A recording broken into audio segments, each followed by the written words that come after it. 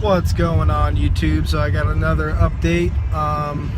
So I'm about 13 hours into my flying experience, and I just flew with the chief flight instructor at my local airport, and he was very impressed with my flying skills and my pattern work.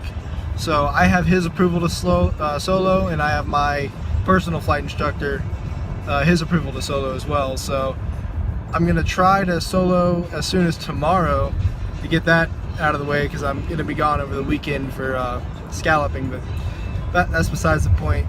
But pretty much, like, I'm really excited right now.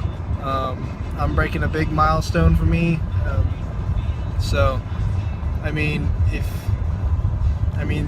it's just coming together. I mean, I got a loss for words. I might be a little too excited for what it really is, but to me it's a big step, flying an airplane by yourself.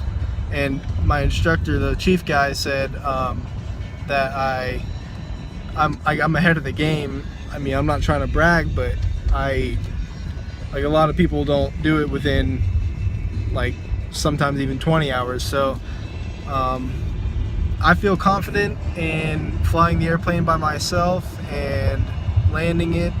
My landings have been kind of off and on, but they're getting better. I know what to do in certain situations. He simulated a power off, like he put the power on idle about, I want to say 400 feet in the air after we took off, and simulated like what we would do. And I actually landed on, we took off on runway 5, I landed on runway 12, which wasn't the active runway, but we were the only people in the pattern, blah blah blah. So I got to do that for the first time, which was pretty cool. I've never done that before. Dave was a really good guy. He corrected me on things that it's good to get a second opinion, let's just say. If you're worried about doing your solo, don't be afraid to ask for a second opinion with another flight instructor. That's what I did, and I feel super confident now that I did that. So my flight instructor that I have, he's great. It's just good to get another perspective on what things you can tweak. Like, one of the things was when I'm landing, for some reason I just have the urgency to like just move the yoke a lot and make corrections, but I'd have to correct those corrections like initially, so I'm like jerking the yoke. So I try to calm that down. And then another thing he mentioned was rudder control. When I make turns, for some reason in the pattern, I use little to no rudder, which it's not a huge deal, but it's good to get used to that down the road. So I try to work on that a little more.